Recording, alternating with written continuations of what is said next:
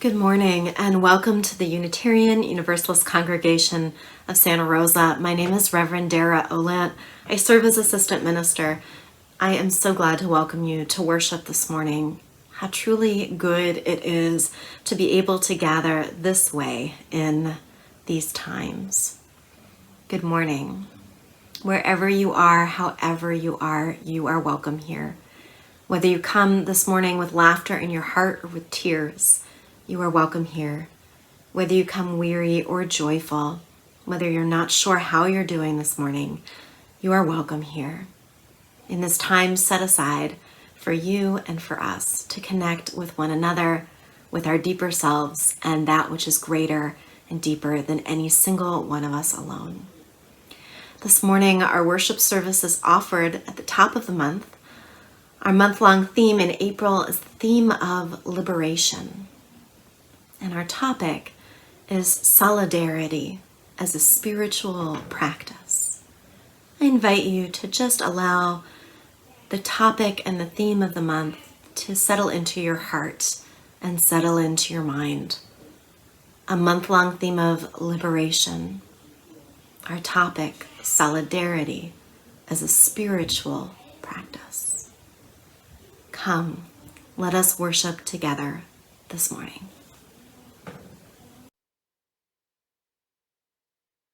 Voice still and small,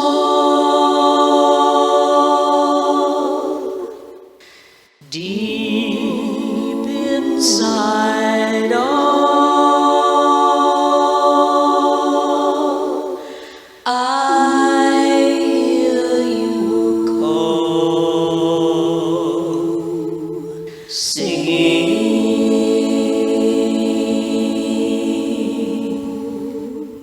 In storm and rain,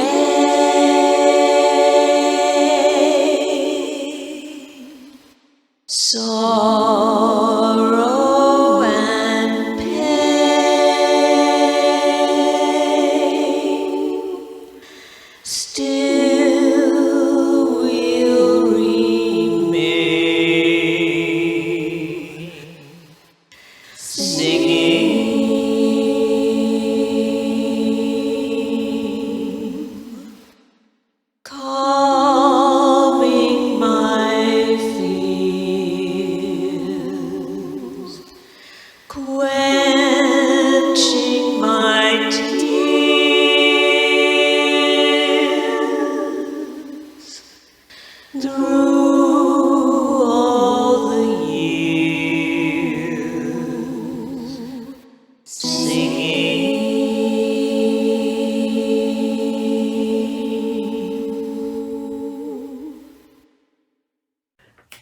Today, our chalice will be lit by my granddaughter, Sarafina Broderick.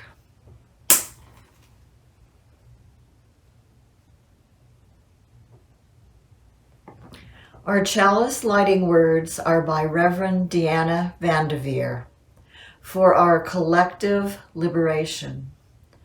We light this chalice, symbol of our faith alive in this world, naming our vision of collective liberation and daring to remember each other into beloved community.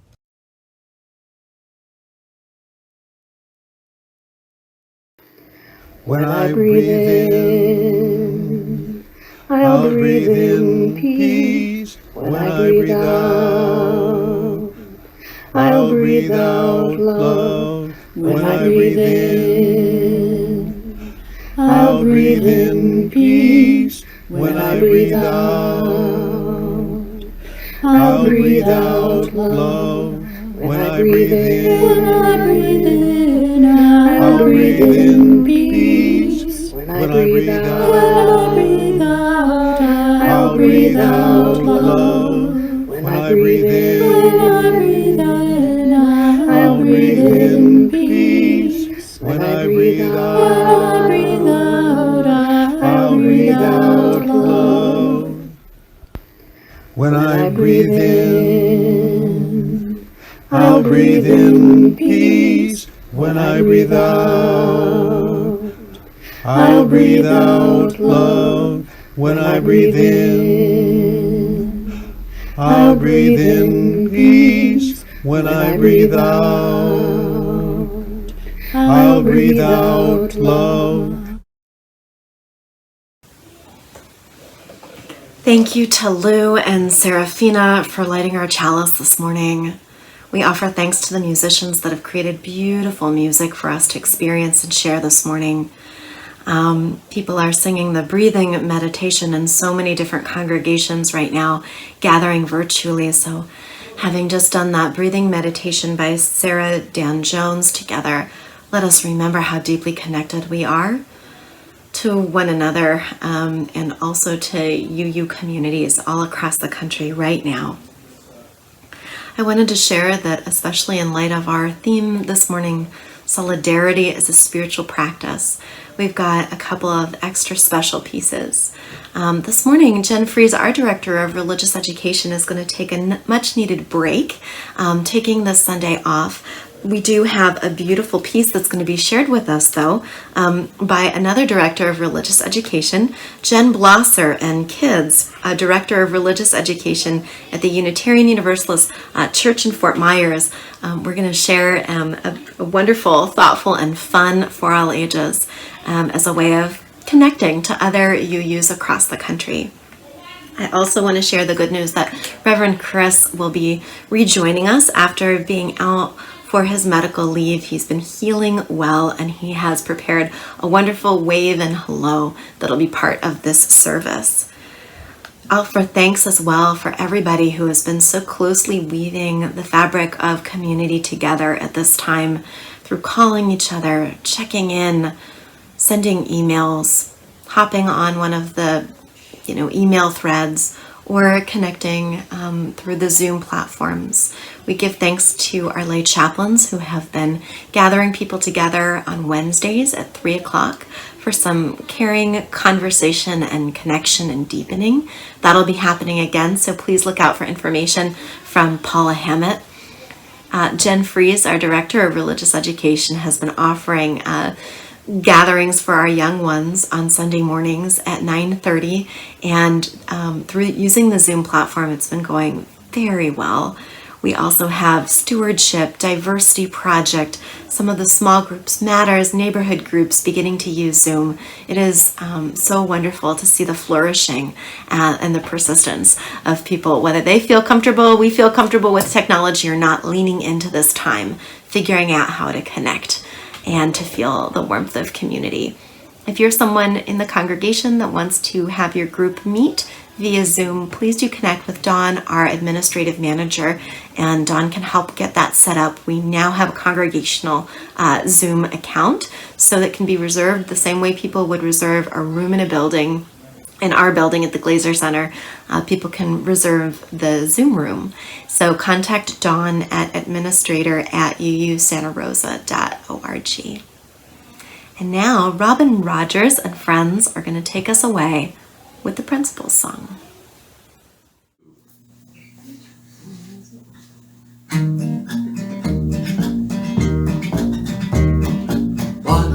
Each person is worthwhile, to be kind in all you do. 3, let's help each other grow, or keep searching for the truth. 5, each person has a say. 6, work for a peaceful world. 7, the web of life's a way that will bring us back to you.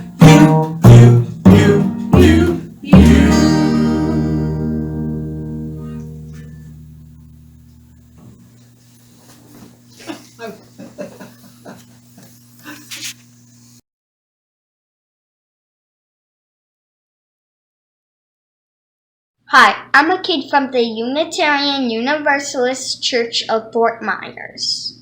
Me too! Today we want to show you how to make a labyrinth at home. What's a labyrinth? A labyrinth is like a maze that we can use as a meditation tool.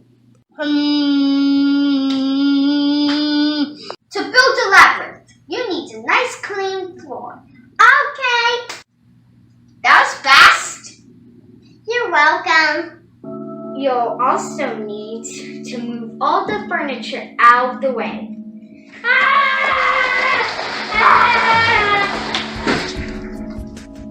Is this enough space?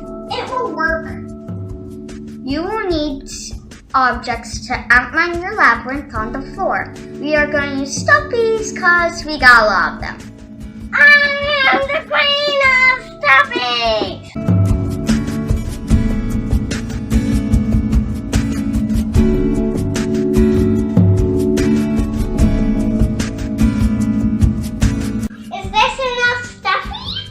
Will work.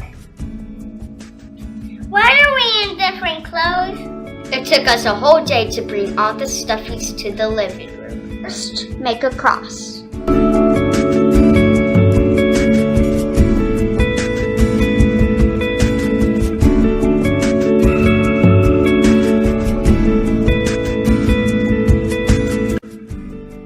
Next, make a small hook. Now make a bigger hook that goes around your first.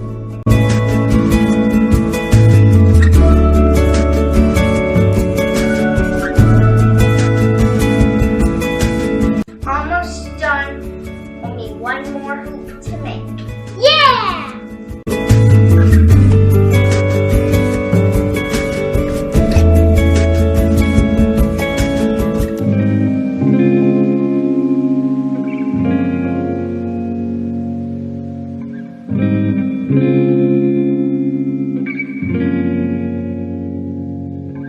And finally, the normal.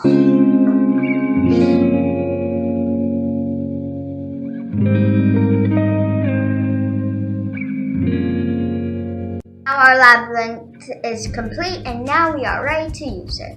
Goody, goody, goody! Use the labyrinth as a meditation tool. Go through it slowly and quietly. Before you begin, take a deep breath.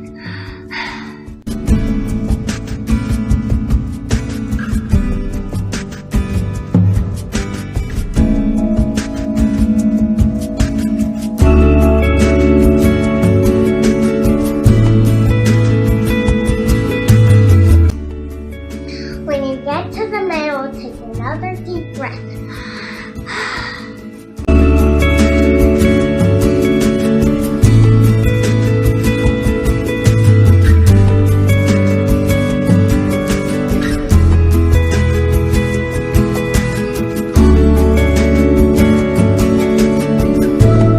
Of course, if you have a bigger space, your labyrinth can have more wings. We hope you enjoyed learning how to build a labyrinth.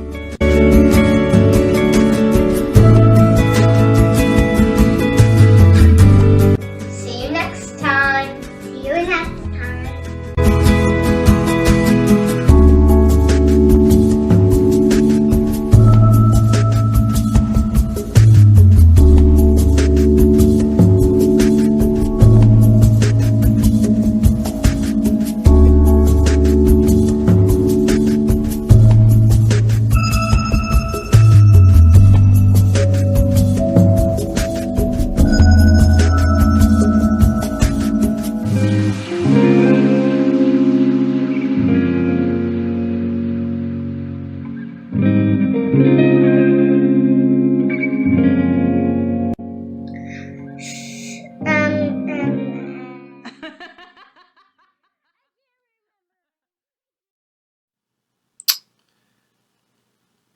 Hey everybody, it is good to speak to you. It is good to know that you will see me and to have this feeling of connecting with you.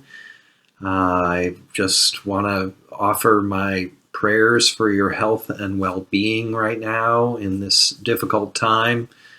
I trust that you are finding ways to endure this great struggle or obligation that's been put on us. I've been thinking about our community and you individually and collectively every day.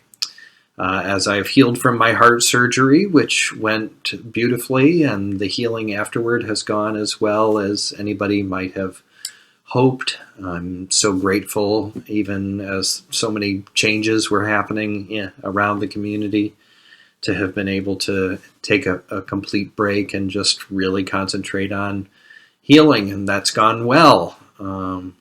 And I can't thank Reverends Bonnie and Dara enough for taking care of things, along with our lay leaders and President Natalie and the rest of the board during what I'm sure has been a very stressful time.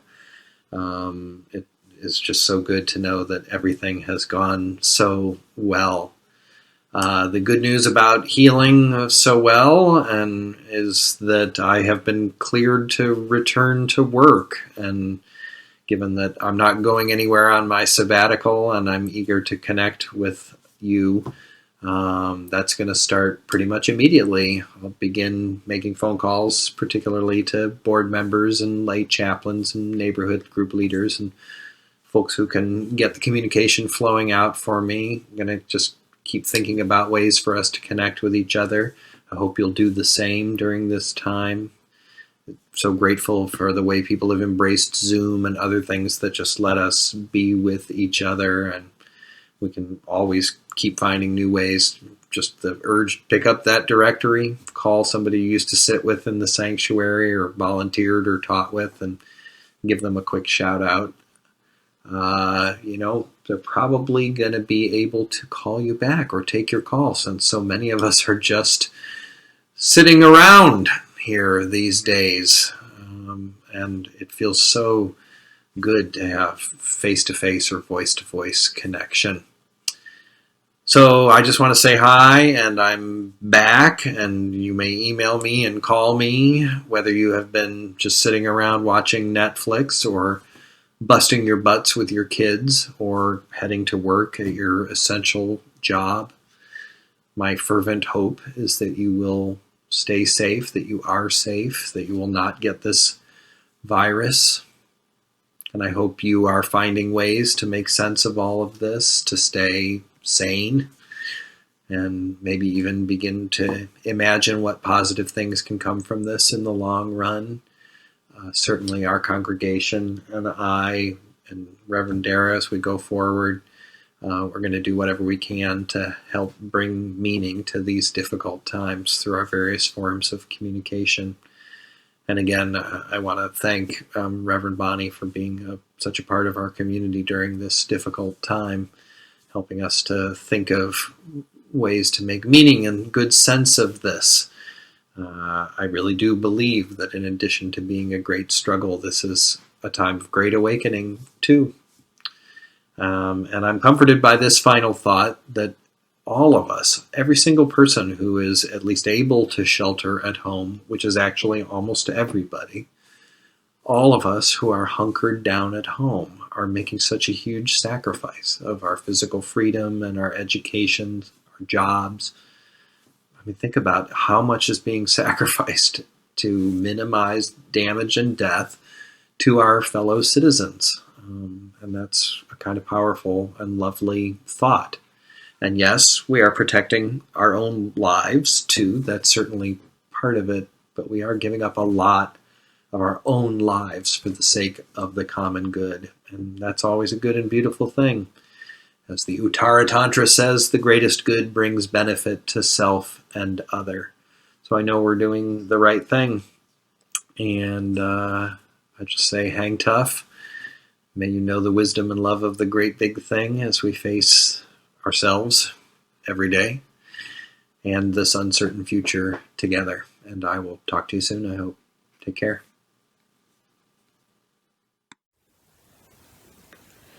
I now invite you to give generously to the ongoing ministry of our congregation and to support the recipient for our Share the Basket offering. For April 5th, our Share the Basket offering goes to KBBF 89.1 FM, the first bilingual public radio station in the United States, serving the North Bay and beyond since 1973. It creates a strong multilingual voice that empowers and engages the community to achieve social justice through education, celebration of culture, and local and international news coverage. Thank you so much for your ongoing generosity.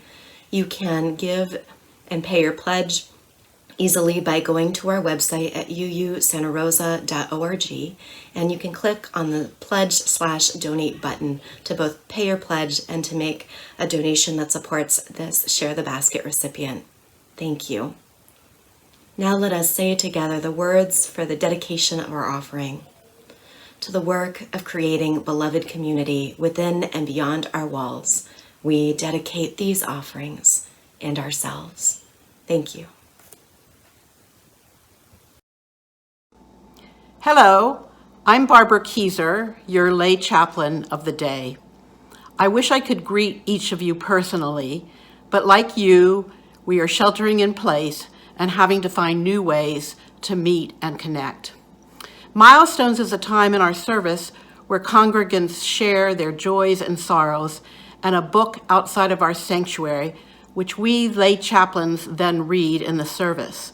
Since we are conducting our service virtually, joys and sorrows that you wish to share with the congregation can be sent to Paula Hammett at her email, and she will post them all together on the focus list on Sunday.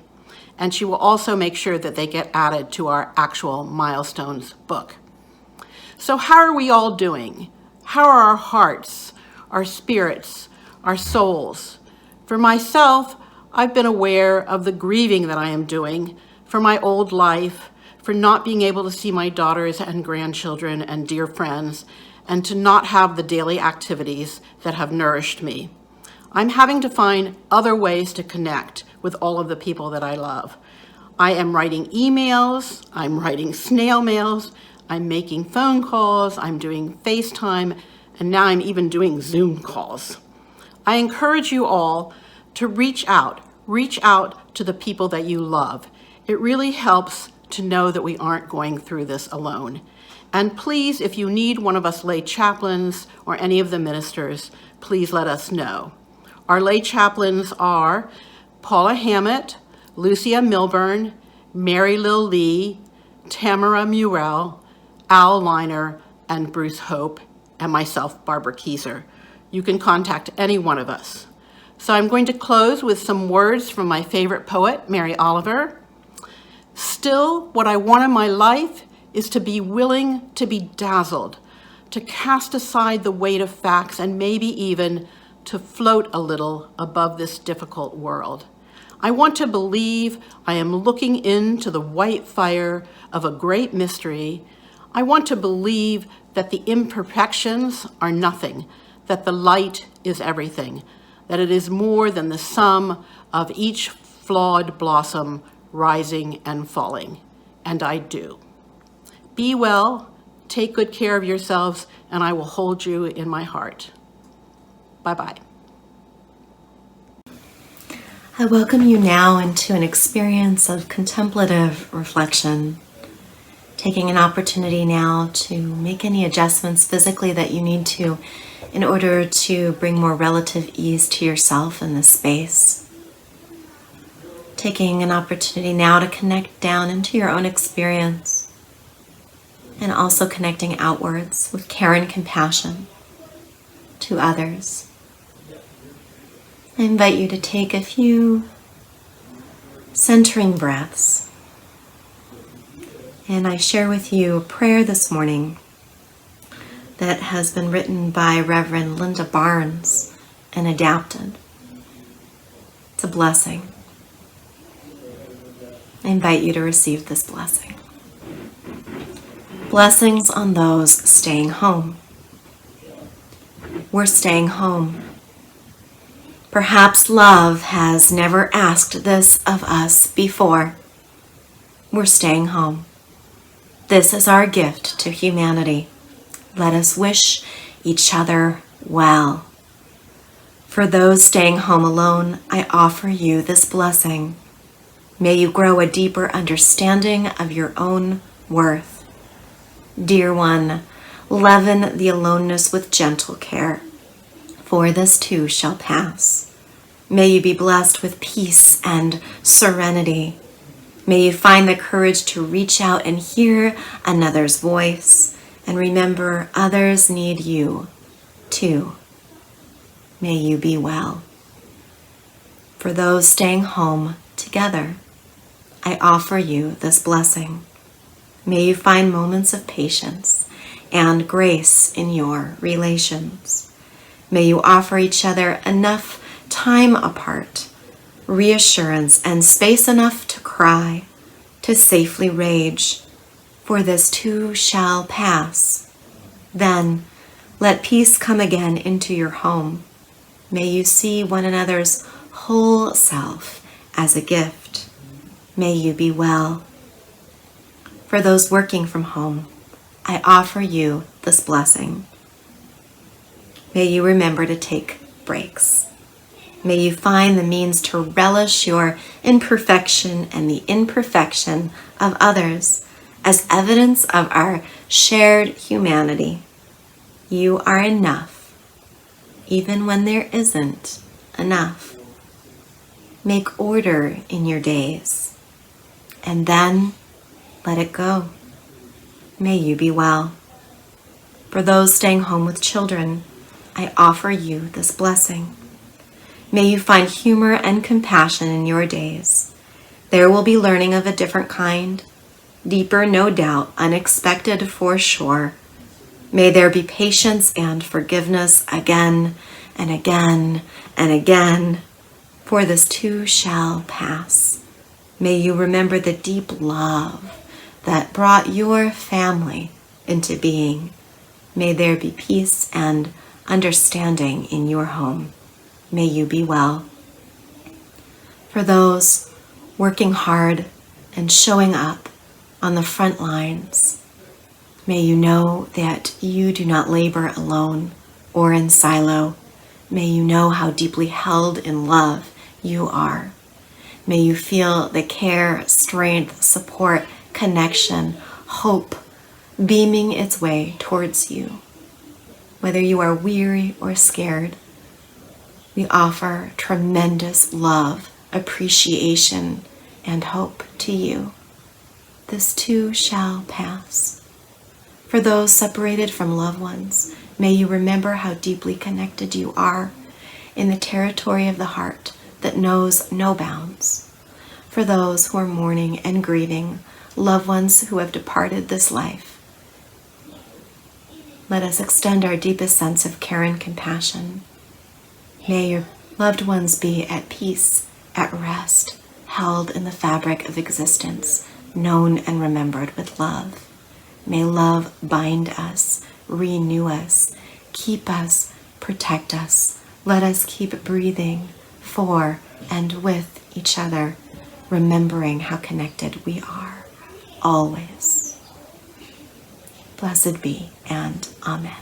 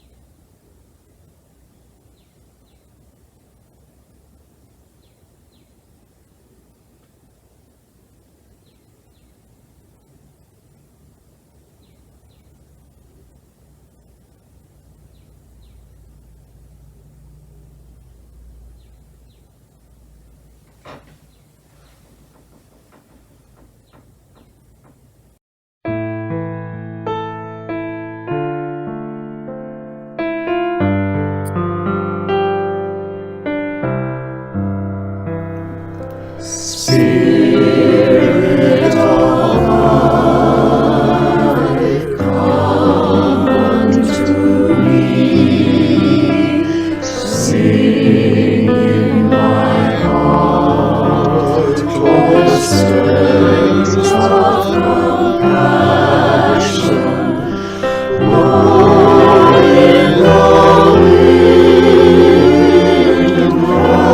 rising the sea, moving the land, giving life the shape of justice, roots holy grows, wings set me free.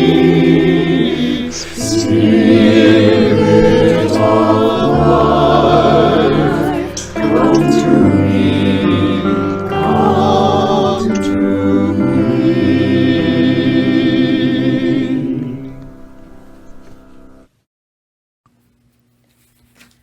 You are the sky. Everything else is just weather.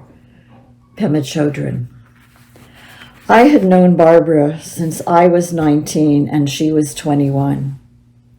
I loved her dearly, even though I could never relax in her presence. She was prickly and unpredictable and could suddenly turn critical and mean for no apparent reason. But when we were in our 30s, she began to change. She became kinder, softer, more inclined to laughter. When I asked her about the changes in her demeanor, she shyly replied that she had committed to a spiritual practice, and an essential aspect was daily meditation. As I continued to observe her, I decided I wanted what she had, so I began to meditate too. Although I came to meditation as an American consumer, seeking something for myself in exchange for time spent on the cushion, what I mainly experienced during the first year or so were incomprehensible tears, buckets of them. Maybe they were taking up space in my heart, space the meditation practice needed to do its job. Whatever the reason, the tears eventually subsided, and the work to both investigate and embrace the cratered moonscape of my mind began. But the ongoing journey into the depths of this strange place is not the focus of my reflection. What I want to share with you, especially now, is the nourishment that the practice has offered. Beloved Zen Master Thich Nhat Hanh says that to meditate means to go home to yourself, but that the self is not what we commonly believe it to be. We inter-are with air, sunlight, water, soil, and trillions of non-human cells that live within our bodies. Appearances to the contrary, we are not separate from animals and trees, insects and birds, and weird as it may seem, not even our fellow humans, whatever their actions or beliefs. Actually, there are no solitary beings. The whole planet is one giant, living, breathing cell, with all its working parts linked in symbiosis. For many of us, this is difficult, if not impossible, to grasp with the mind, but there is a place deep within where we carry this knowledge. Meditation has practiced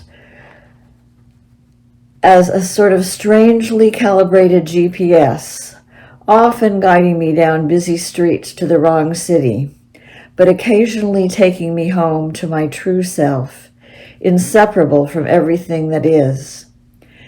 At these rare times, an all-encompassing tenderness arises. This is the real food of spiritual practice. No being, not even one, is excluded from this tenderness, this big love. When I am able to remember such expansion of heart, which is not nearly as often as I would hope, it transforms my actions and inspires my days. May all beings be healthy. May all beings be safe. May all beings everywhere be free. Take 6. Good morning. Happy Sunday, everybody. Here we are, sheltering in place, and aren't I lucky I get to live with 2 wonderful musicians. 1, 2, 3, 4. You can play the game, you can act out the part, though you know it wasn't written for you. But tell me, how can you stand there with a broken heart, ashamed of playing fool? One thing can lead to another, doesn't take any sacrifice. Oh, father and mother, sisters and brothers, if it feels nice, don't you think twice. Just shower the people you love with love. Show them the way that you feel. Things are gonna work out fine if you only will. Do as I say, shower the people you love with love. Show them the way that you feel. Things are gonna be much better if you only will. You can run, but you cannot hide. This is widely known. What you gonna do with your foolish pride when you're all by yourself alone? Once you tell somebody the way that you feel, you can feel it beginning to move. I think it's true what they say about the squeaky wheel, always getting the grease. Better to shower the people you love with love. Show them the way that you feel. Things are gonna work out fine if you only will. Do as I say, yeah, shower the people you love with love. Show them the way that you feel. Things are gonna be much better if you only will.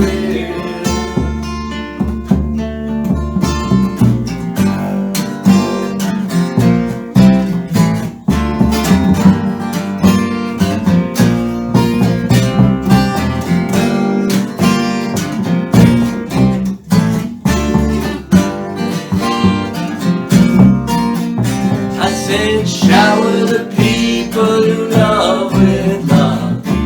Shower the way that you feel. I said, shower the people you love with love. Show them the way that you feel. I said, in every life, a little rain must fall, just like the pouring rain. Let it rain. Let it rain. Love, love, love is sunshine. Yes, let it rain. Love, love, love is sunshine. Oh yes, I said, everybody, everybody, everybody, everybody, show them the way that you feel. I said, everybody, everybody, everybody, everybody, show them the way that you feel. I said, shower the people you love with love. Show them the way that you feel. Things are gonna be much better better if you only wait.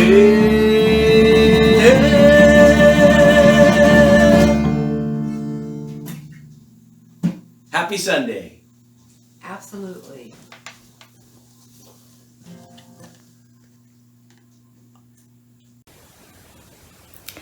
So the message that I wanted to share with you this morning is simple and also multi-layered. Today is Palm Sunday, and I want to acknowledge the wellspring of Christian tradition that also feeds Unitarian Universalism, and recognize those among us who identify as Christian or Christian Unitarian Universalists.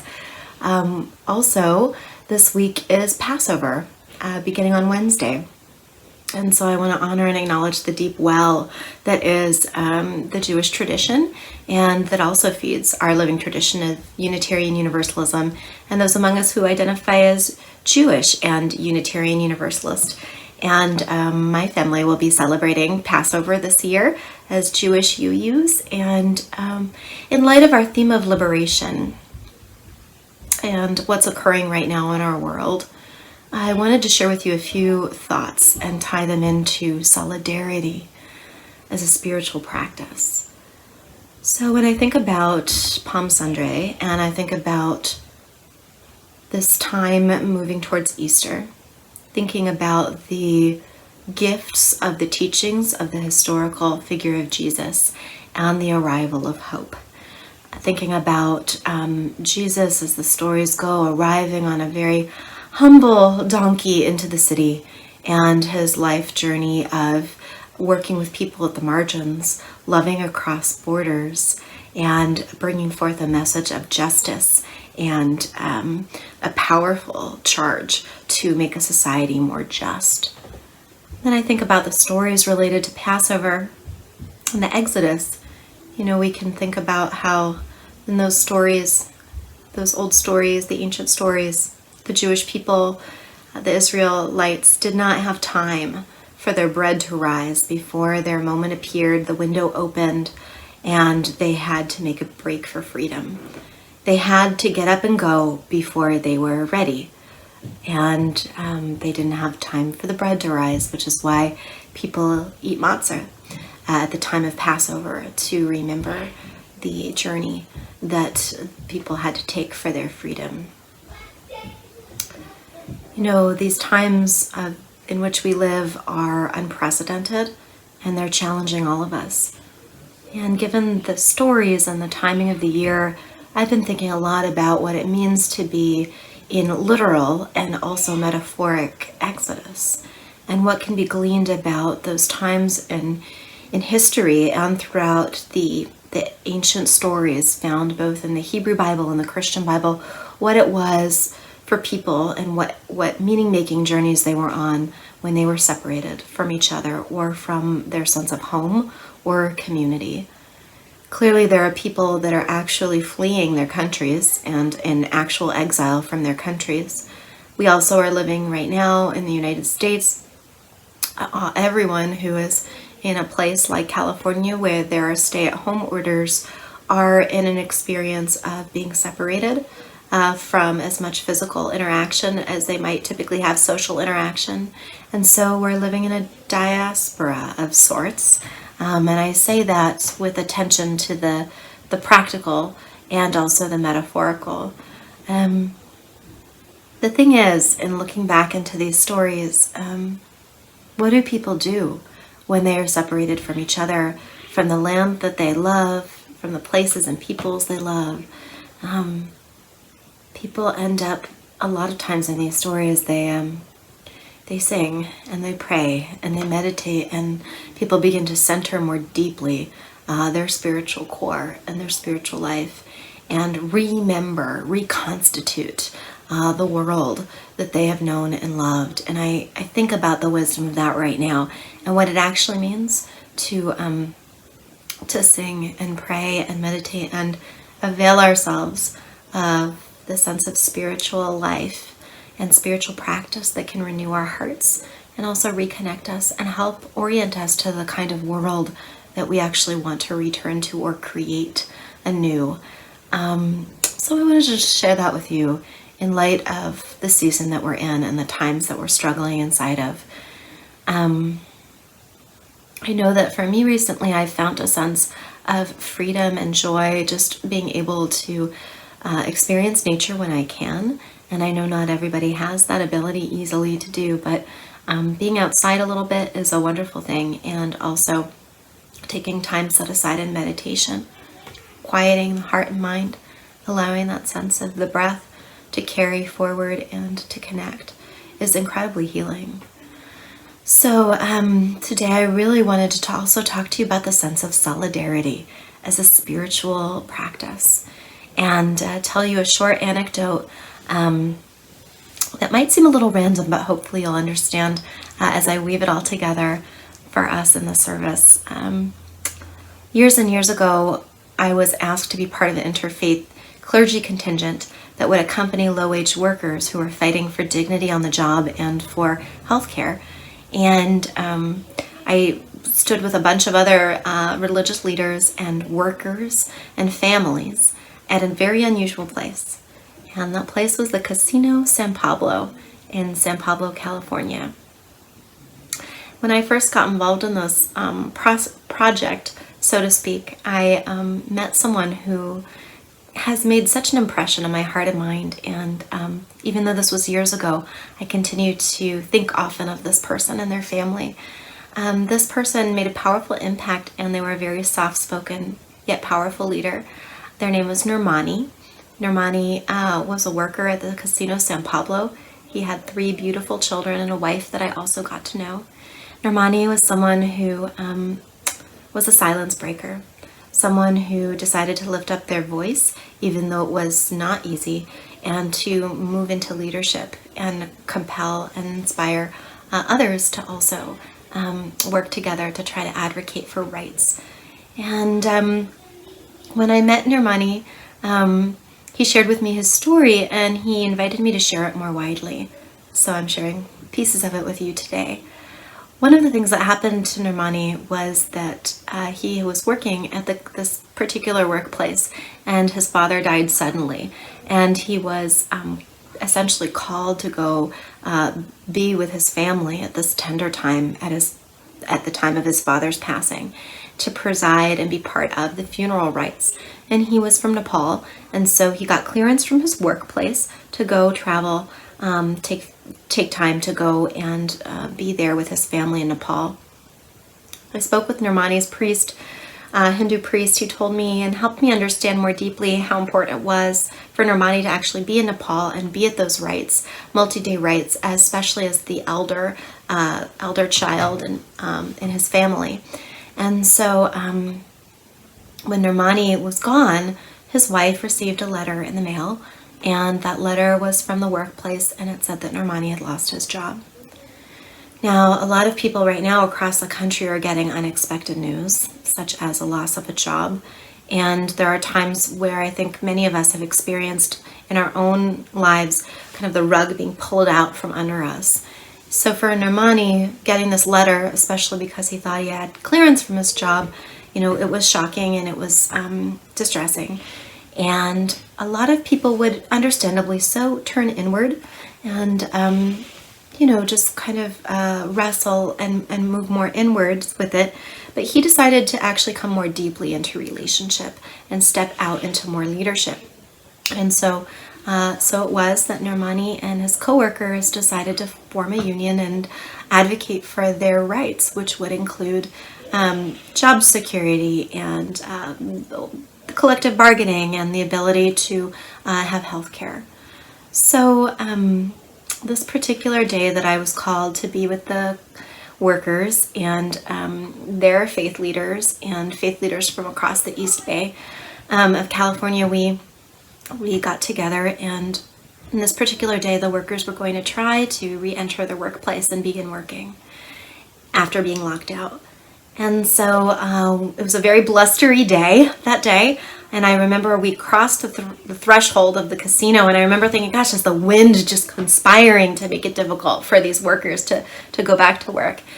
And we crossed that threshold, and as we did so, I remember feeling like that I, at least, and in communion with others, that we're kind of moving out of the silos of individualism and moving together in a spirit of solidarity and accompaniment, and to also help break a silence with many feet and many hearts. And even though there wasn't going to be a lot of talking per se, just the presence would be powerful, showing up together. And it was a casino, so it was loud, and there were lights that were bright, and the music was pumping and blaring, and it was such an unusual place to be, a clergy person with many other interfaith leaders and workers and their families, and the union representatives. And so we entered the casino, and there was a guard who looked to my eyes a lot like a guard that one might imagine from the movies. Someone who was kind of big, tall, and the face was kind of inscrutable and stern. And I looked at this person, and they had a name tag that said Joe. So Nirmani approached, and some of the other workers approached, and Joe said to Nirmani, "You don't work here. Give me your badge." Nirmani had a badge that was his card that allowed him to work at the casino, and I remember him taking off the badge and handing it to Joe, and Joe taking it. And then something happened that I will never forget.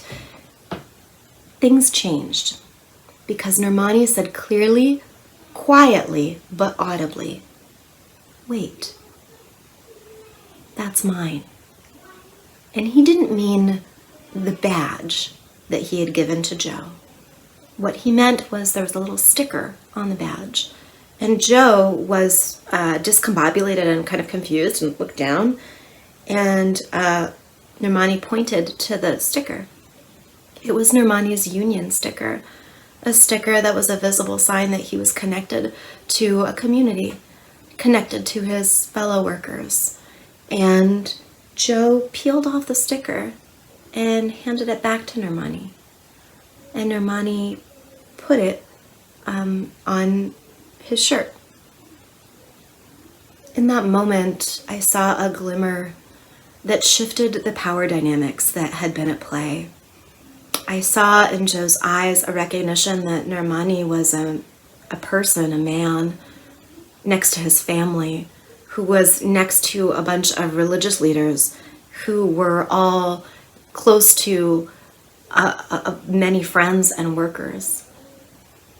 That moment stays with me as a powerful symbol of what it means when people show up together and how it changes the game and changes relationship.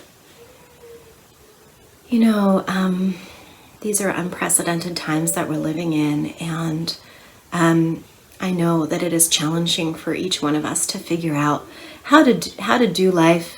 And for those that are certainly working on the front lines, this is an incredibly not abstract, challenging, stressful, scary time. And for those that are separated from loved ones who are anticipating the passing of loved ones, this is just a really wrought and tender and layered time. And friends, what I want to say is that while it's difficult to practice physical distancing, solidarity is a spiritual practice. If we allow ourselves and deepen our understanding of what's occurring right now, we can see that what we do individually matters a great deal to the whole. And what we're living through right now is a concrete, non-abstract reminder of the integral way in which we affect one another and have a tremendous amount of power, for good, for ill, to bring forth and transform reality. And so I was listening yesterday to Gavin Newsom's press conference, and I was affirmed in hearing that our efforts to do physical distancing right now are making a difference. No matter how hard it is, I want us to deepen and lean into this time, knowing that even while it's uncomfortable and not what we'd ever choose, our decisions right now can impact so many other people and our loved ones and ourselves. And we can actually reweave deeply the fabric of community right now and help people stay well and stay as safe as possible. My prayer and my hope is that we remember that we're in it together. Our liberation, literally, is bound to each other's. It always has been thus. And now we're all reminded in a very startling way the truth of that. Let's lean into the notion and the felt experience that solidarity, showing up for and with each other, is powerful, life-changing, game-changing. And this is the stuff of social transformation. We will be transformed in this process, and so is our world transforming right now. Let's breathe and connect and reconnect and remember that we're all in it together. Blessed be, and amen.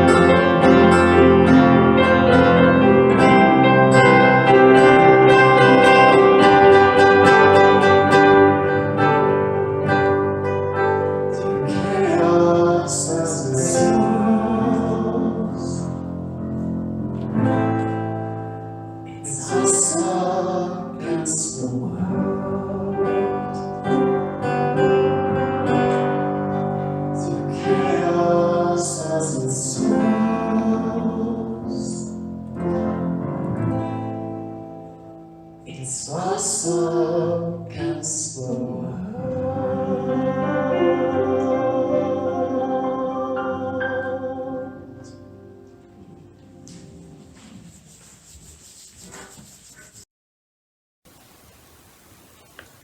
Closing Words by the Reverend Ashley Horan, written for UU the Vote. Another world is possible. We say it again and again, even when the proof lies somewhere beyond the horizon, beyond our reach, beyond our imagination. Another world is possible. This is our faith. Not somewhere else, another world, another lifetime, but here, now, for us and for all. Another world is possible. There is no single path towards that world, no one strategy or approach that will restore balance, heal brokenness, sow wholeness, or free creation.